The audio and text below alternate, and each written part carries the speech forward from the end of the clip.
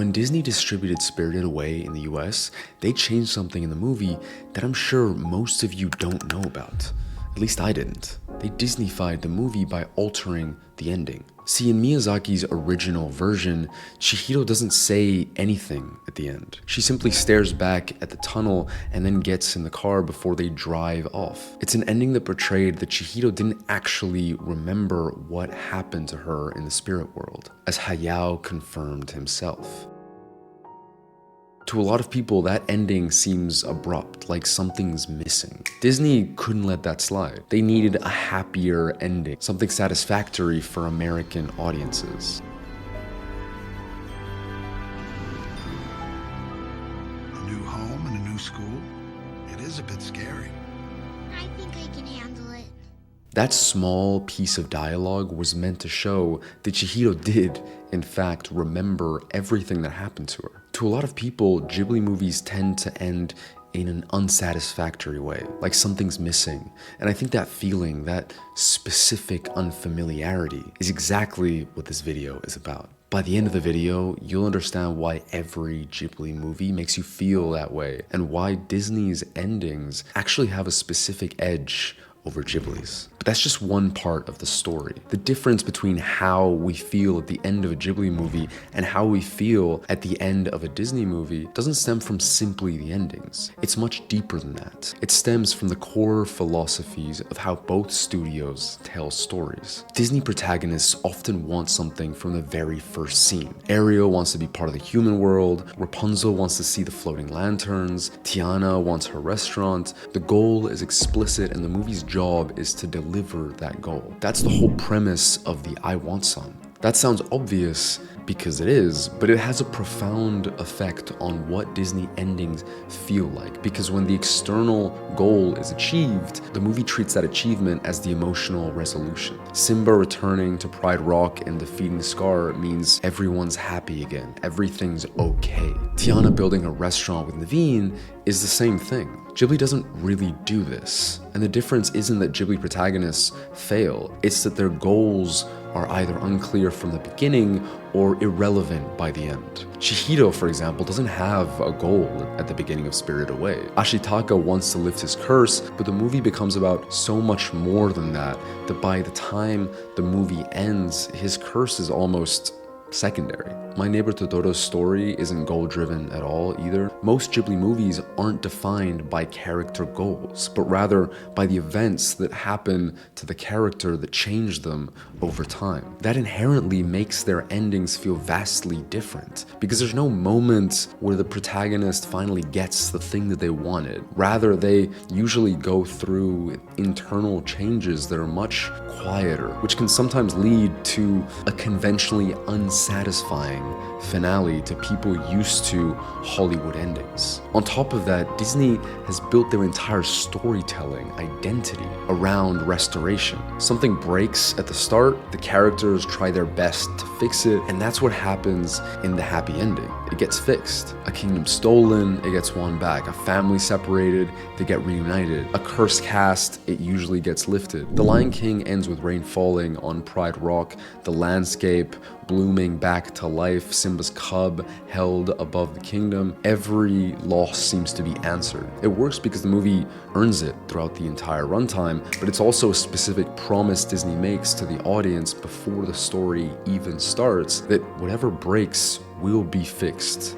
by the end. Ghibli makes no such promise. The Wind Rises ends with Jiro walking through a field of his planes destroyed by war, his wife gone. Naoko appears to him one last time and tells him that he has to live, then she's gone again. Brutal in its sincerity. Disney tells you the wound heals, while Ghibli portrays that some wounds don't, but you have to keep going anyway. Ultimately though, one of the biggest reasons Ghibli endings can feel off, but at the same time can feel so unique, is due to the lack of something you felt but could probably never pinpoint. Lack of denouement. It's a fancy word, but the concept is simple. The section of a story that comes after the climax, where the dust settles, the characters breathe, and the bow gets neatly tied over the story. the celebration scene, the wedding, the happily ever after. This is second nature for Disney. They do it basically with every movie. Tangled's final scene has a narrator. Eugene speaks directly to us to confirm what we're watching, going through the things that happened to various characters.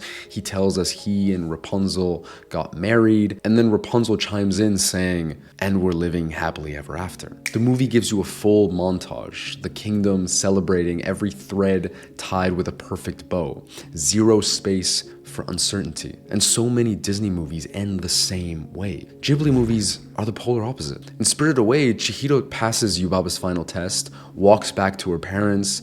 They don't remember a thing. She glances back once at the world where she spent what might be the most important months of her life, and then turns around, gets in the car with her family, and they leave. Then the credits start rolling, and that's it. The hair ties Zeniba gave her is still there, which is the only confirmation the movie gives us that what happened actually happened and it wasn't a dream. There's no confirmation though, or dialogue talking about everything that just happened. The movie just ends abruptly with no denouement or no winding things down. That hair tie is doing something that 1,000 words of dialogue couldn't. It tells you that something real happened here, that Chihiro was changed by this world even if she can't name it, even if her parents will never know. It's proof that doesn't need to explain itself. Miyazaki trusts you and me to understand without being told, and that trust is rarer than it sounds. Most filmmakers, most storytellers in general, tend to be terrified of the audience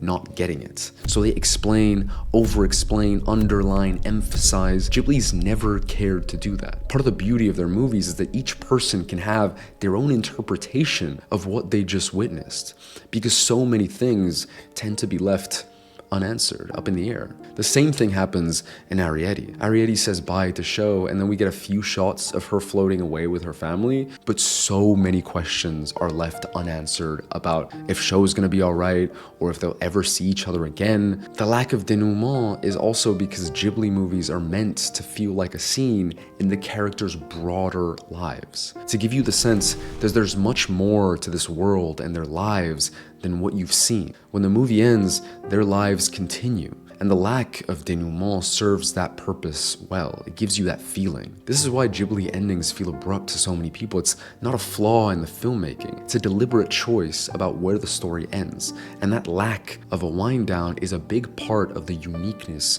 of Ghibli endings. But it's the unpredictability of its stories that make the lack of wind down even more excruciating sometimes. See, Disney's formula is so consistent that you can predict the emotional shape of the film before the third act begins. You know the villain is gonna get defeated. You know the relationship is gonna resolve itself and fix itself. You know the protagonist will get what they wanted. There's almost no Disney movie where you genuinely don't know whether things are gonna work out. The only real question is how, not if. That's a staple of most Western cinema, not just Disney. We know Hercules is going to beat Hades and end up with Meg.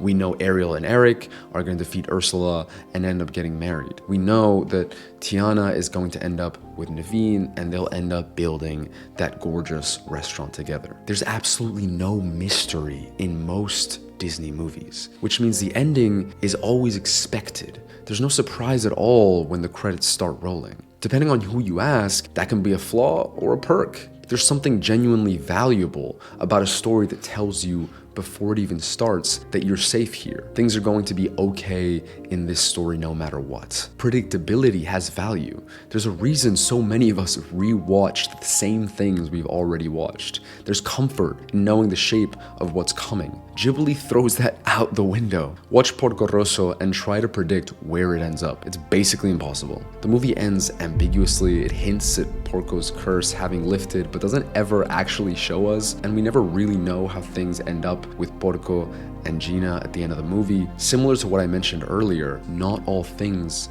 have to be known about the characters of his stories. The happily ever after he offers instead is one that treats the characters as though they're real people. Their lives are their own business, and the audience has pried enough already. Ghibli, for the most part, always strays away from conventional fairy tale or mainstream endings, choosing to leave things open and ambiguous for the most part, which means their endings can be much more unpredictable. The Tale of Princess Kaguya, When Marnie Was There, Spirited Away, Princess Mononoke, so many of Ghibli's movies don't end in the most conventional, satisfying way. Sometimes they even end in heartbreak. This creates a fundamentally different relationship between the film and the audience.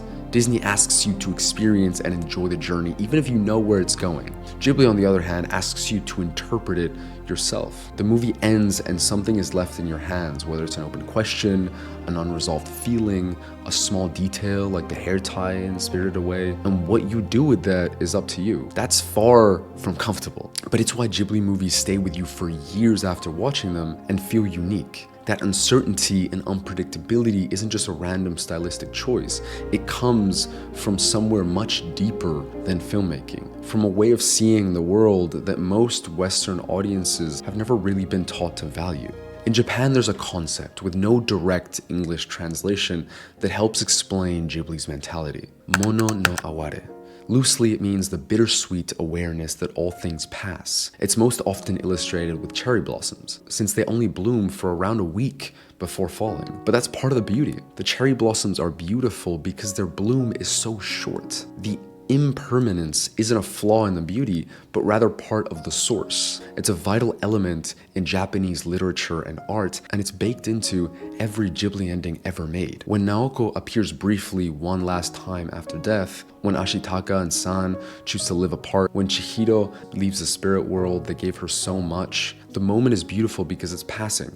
The ending lands because it doesn't hold on too long. Disney's cultural DNA is built on something completely different, obviously. Hollywood storytelling carries a deep belief that effort is rewarded and goodness prevails. Bittersweet endings feel like a broken promise, in a sense, within that worldview. And there's real merit to that belief. Disney movies at their best are acts of genuine optimism, made by people who believe stories can make the world feel more survivable. As someone who tries to be as optimistic as possible, I genuinely love that. People often go to the cinema for exactly that: a satisfying resolution, escapism from their life, and endings that give them hope. That's why Disney couldn't release Spirited Away without adding that line. Within their cultural framework, an ending without confirmation is an unfinished ending. They needed new dialogue to confirm that Chihiro had indeed remembered everything, that the story wasn't useless or for nothing. Ghibli has always understood that good storytelling doesn't always mean a satisfying end, because life simply isn't like that. Sadly, Disney seems too scared to make movies that don't necessarily have the happiest of endings. A movie about a love that ends before the story does, or a world that stays partly broken. Audiences expect a happy ending, and so Disney feels obliged to comply, but part of the beauty of film is that you can subvert audience expectations, and people tend to love that. And it's not about Disney movies being for children either. Disney knows a large part of their audience are Disney adults, and regardless of that, there are plenty of kids movies that are heartbreaking, because at the end of the day, it's good for kids to be able to watch movies that are bittersweet, complex, that don't always end with everything being happy and all things being resolved. They did used to do that more, with Quasimodo not ending up with Esmeralda, Mufasa dying, Tarzan losing his parents, Bambi losing her mom, The Fox and the Hound being heartbreaking. Modern Disney seems to be straying away from real heartbreak, which is a disservice to all of us fans. And people know it. You can feel it in how people talk about the older movies, not just with nostalgia,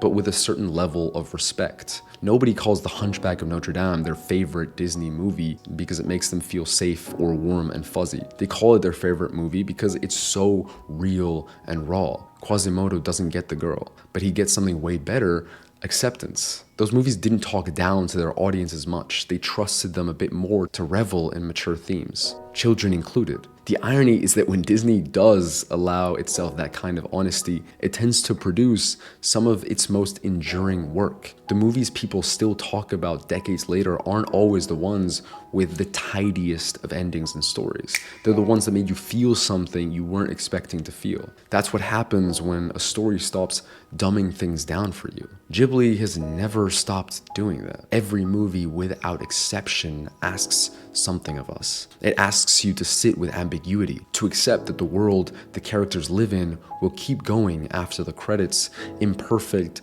and unresolved, and that this isn't a failure of the story. And maybe that's the most honest thing either studio represents. Disney makes movies about the world as we wish it was. Ghibli makes movies about the world as it is. There's beauty and fun in both, but at the end of the day, we definitely need more movies like Spirited Away.